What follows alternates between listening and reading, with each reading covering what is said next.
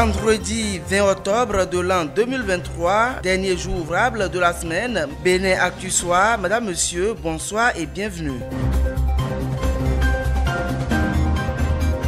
L'Agence nationale des transports terrestres, ANAT, sensibilise les transporteurs dans le cadre de l'interdiction du transport mixte. Ce vendredi, l'équipe est descendue dans la commune de Boycon où elle a sensibilisé les acteurs des différentes gares de la ville sur les dangers du transport mixte. La sécurité routière, elle est fondamentale et le rappel est pédagogique. Ce que nous sommes venus faire ici, ça rentre dans le sens de l'éducation routière, que chacun de nous doit inculquer ça. Donc, vous, en tant qu'acteur de la chaîne de transport au Bénin, c'est à vous de nous aider à porter le message envers vos pairs, envers vos collègues, pour que tout le monde soit informé et respecte l'interdiction liée au transport mixte, au chargement mixte en République du Bénin. C'est très capital. Tout ce qu'on refuse, c'est-à-dire un bus qui a l'autorisation de transporter des personnes et des voyageurs, n'a pas le droit de faire du transport pour les marchandises aussi. Je ne sais pas si vous comprenez un peu,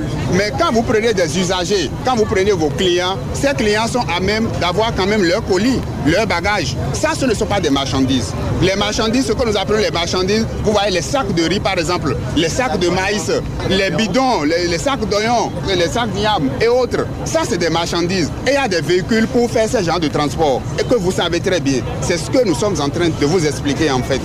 C'est une question de prise de conscience. Je sais que si vous avez la volonté, on va y arriver. En le faisant, nous sommes sûrs que nous allons réduire le taux des accidents de route qui pèsent sur les paisibles citoyens, qui pèsent sur nous tous en République du Bénin.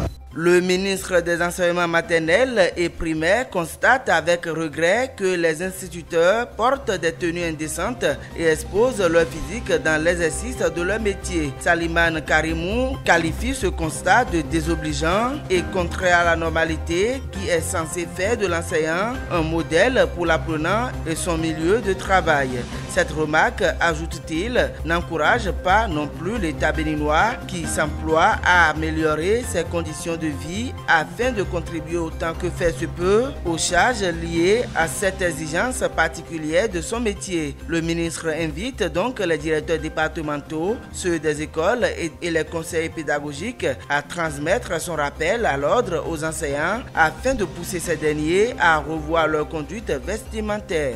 Au cours du colloque portant sur la modernisation de la justice béninoise, les participants ont proposé une nouvelle lecture de la loi sur la grève. Ils prônent un changement de paradigme, notamment à la lumière des normes internationales de l'Organisation internationale du travail. Il s'agit ici de la loi numéro 2018-34 du 5 octobre 2018 modifiant et complétant la loi numéro 2021-09 du 21 juin 2022 portant exercice de droit de grève en République du Bénin. Depuis la mise en application de la présente loi, certaines corporations ont vu leur droit de grève abrogé alors que pour d'autres sont restreints.